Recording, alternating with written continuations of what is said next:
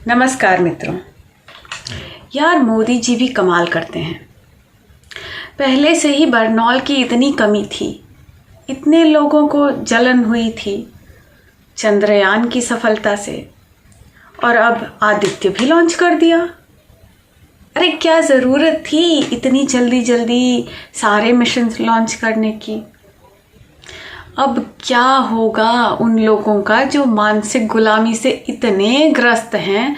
बाहर वालों की तो छोड़िए, उनकी तो हम बात ही नहीं करते, पर जो अपने देश में रहकर या जो भारतीय मूल के होकर गुलामी की मानसिकता से इतने ग्रस्त हैं कि उन्हें भारत की किसी भी सफलता में उन्हें खुशी नहीं होती है।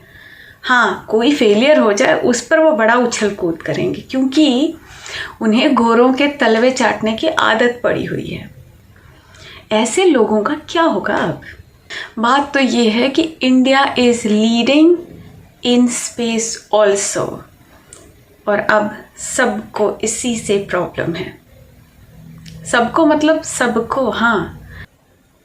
और जो लोग ये कहते हैं कि ये तो इसरो की सफलता है, वैज्ञानिकों की सफलता है, इसमें मोदी जी को क्रेडिट क्यों देना चाहिए, तो मैं बताती हूँ क्रेडिट क्यों देना चाहिए उनको।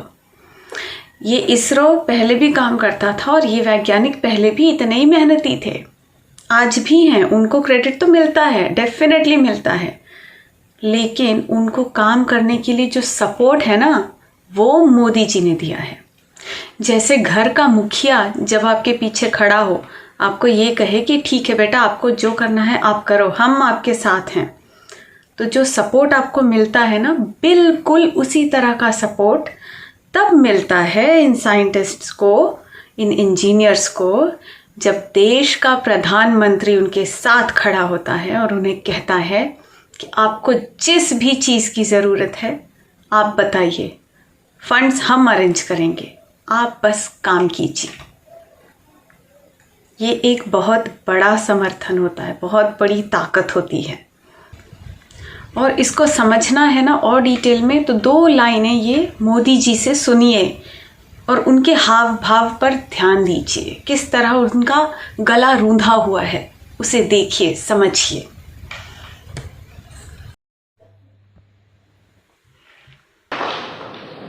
आप सभी के बीच आकर आज एक अलग ही खुशी महसूस कर रहा हूं। शायद ऐसी खुशी बहुत रेयर ओकेजन होते हैं जब तन मन खुशियों से भर गया हो। और व्यक्ति के जीवन में कई बार ऐसी घटनाएं घटती हैं कि वो बेसब्री हावी हो जाती है। इस बार मेरे साथ भी ऐसा ही हुआ है। इतनी बेसब्री,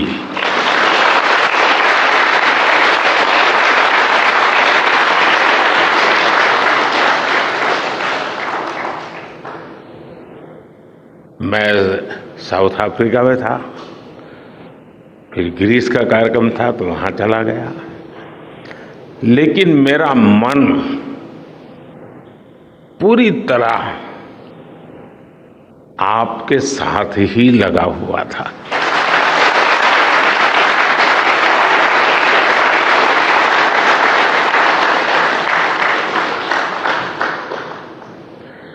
लेकिन कभी कभी लगता है कि मैं आप लोगों के साथ अन्याय कर देता हूं। बेसब्री मेरी और मुसीबत आपकी। इतनी सवेरे सवेरे आप सभी को, और इतना और टाइम, लेकिन बस मन कर रहा था जाऊं आपको नमन करूं। आपको दिक्कत हुई होगी, लेकिन मैं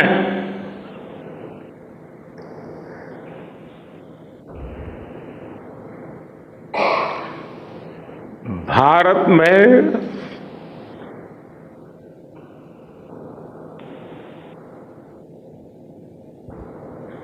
आते ही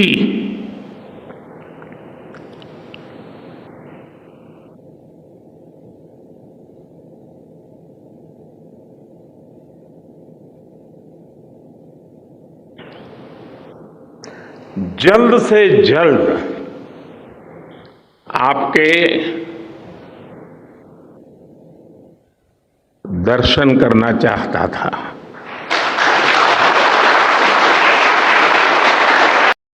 तो एक ये प्रधानमंत्री हैं जो स्वयं भागे भागे आते हैं हमारे वैज्ञानिकों से मिलने, पूरी टीम से मिलने। और कुछ याद आया इससे, राकेश शर्मा जब वे अपने मिशन से लौटे थे तो वे दिल्ली बुलाए गए थे। प्रधानमंत्री ने तब भी वैज्ञानिक से मिलना ज़रूरी समझा था, लेकिन अंतर देखिए, उस समय प्रधानमंत्री जी ने अपने आवास पर बुलवाया था राकेश शर्मा को, और यहाँ ये एक प्रधानमंत्री हैं जो अपनी सारी मीटिंग सब खत्म करके सीधा बेंगलोर इसरो ऑफिस में जाते हैं और सबसे मिलते हैं। और मिलते भी कैसे हैं, वे कहते हैं मैं आपके दर्शन करने आया हूं। यही अंतर है।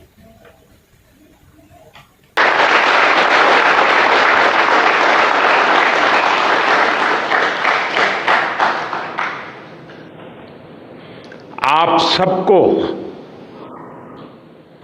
सैल्यूट करना चाहता था।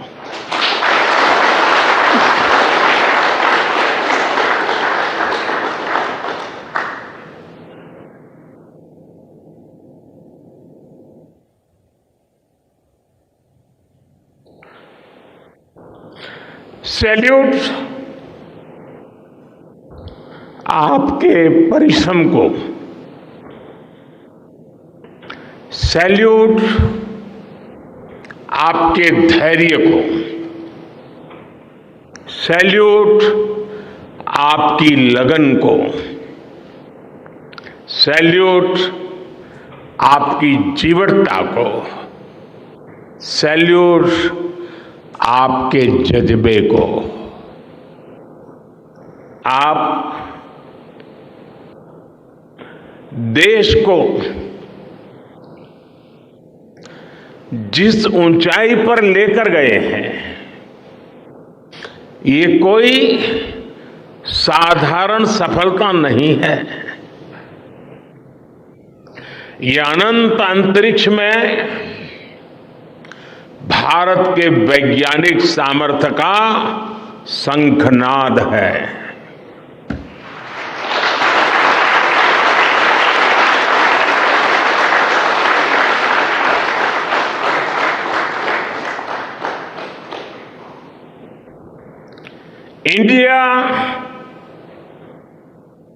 India is on the moon.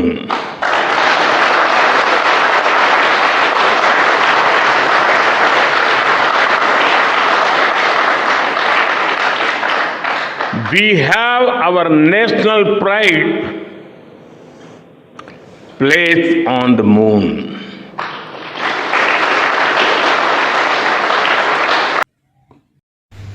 अच्छा मित्रों, मोदी जी के नेतृत्व में जो ये काम हो रहे हैं, इनकी एक और विशेषता है कि ये भारतीय गौरव का एहसास कराते हैं।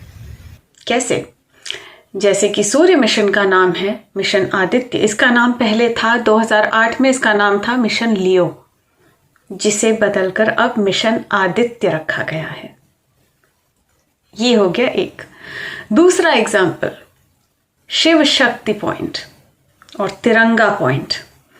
तो जवाहर पॉइंट की जगह या राहुल गांधी पॉइंट की जगह अब इसका नाम शिव शक्ति पॉइंट है, जिससे सनातनी प्राइड की खुशबू आती है।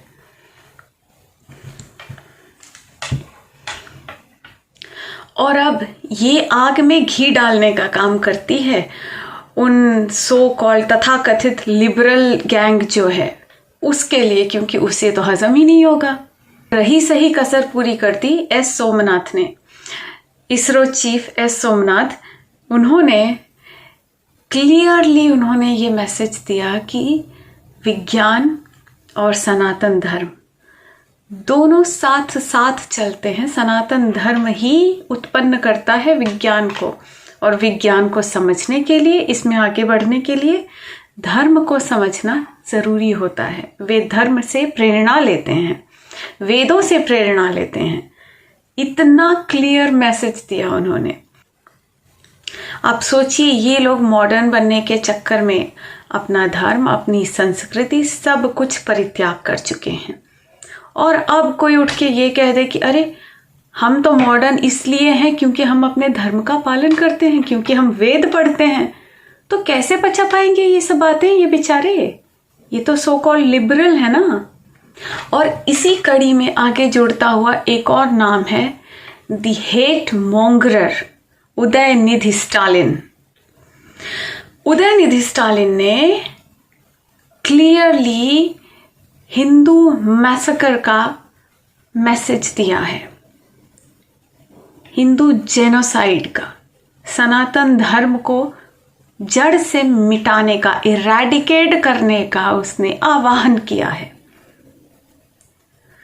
किस तरह के लोग हैं और इनको वोट कैसे हम कर सकते हैं?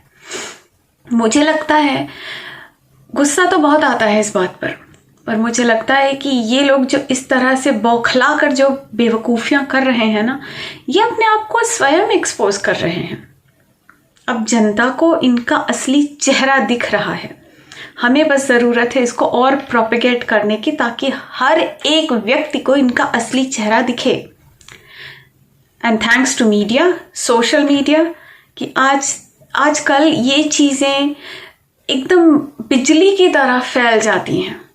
ये एक सोशल मीडिया का प्लस पॉइंट है, जिसके चलते इस तरह के दुष्ट लोग, इस तरह के अधर्मी लोग, इनका असली चेहरा जो है सबके सामने आ जाता है।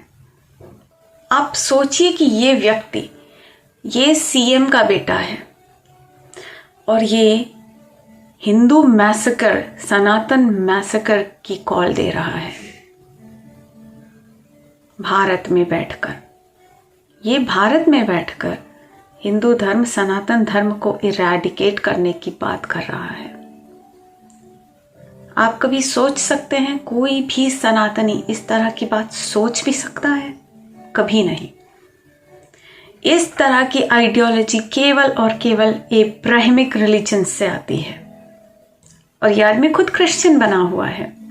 साउथ में एक बड़ी प्रॉब्लम ये है कि वहाँ जो कन्वर्ट हो जाते हैं ना, वो अपना नाम पूरी तरह बदलते भी नहीं हैं। तो एक आम आदमी जिसको इतनी समझ नहीं है, इतनी नॉलेज नहीं है, वो पॉलिटिकली अपडेटेड नहीं रहता है, वो यही समझेगा कि अरे ये भी तो हमारे जैसे ही, उसका नाम उदयनिधि है। हाँ, उदयनिधि हो या कुछ भी हो, वो क्रिश्चियन है, वो राइस बैग एक्सेप्ट कर चुके हैं। और जिन्होंने नहीं किया है पर इस तरह की बातें करते हैं, वे भी इनसे कम खतरनाक नहीं हैं। और इसीलिए ये बहुत ज़्यादा ज़रूरी हो जाता है कि बीजेपी पावर में आए। हमको दसों प्रॉब्लम्स हैं बीजेपी के साथ, लेकिन कम से कम इस तरह के लोग तो नहीं हैं वहाँ, या एक आध अगर उसके अंदर हैं भी, वो भी कम से कम उनकी जो सेंट्रल लीडरशिप है वो तो सही है। और ये उदयनिधि स्टालिन हो या स्वामी प्रसाद मौर्य या अखिलेश यादव, ऐसे जितने भी, या ममता बनर्जी, ऐसे जितने भी लोग हैं, ये अपने आप को देखना 2024 के पहले ही इतना ज़्यादा एक्सपोज कर डालेंगे कि शायद इनके वोटर्स भी, जिनमें थोड़ी बहुत भी समझ आई हो, वो इनसे दूर हट जाएंगे। ये तो हो गया इनका पॉलिटिकल करियर का सर्वनाश। लेकिन अब देखना ये है कि CJI, हमारे चंद्रचूड़ जी, इस बात पर कितना स्वयं संज्ञान लेते हैं और क्या एक्शन लेते हैं इसके ऊपर, जो इस तरह की हेट मॉन्गरिंग कर रहा है। आप अपनी राय कमेंट में लिखकर ज़रूर बताइएगा। क्या सोचते हैं आप इस स्टालिन के बारे में? जय श्री राम, वंदे मातरम।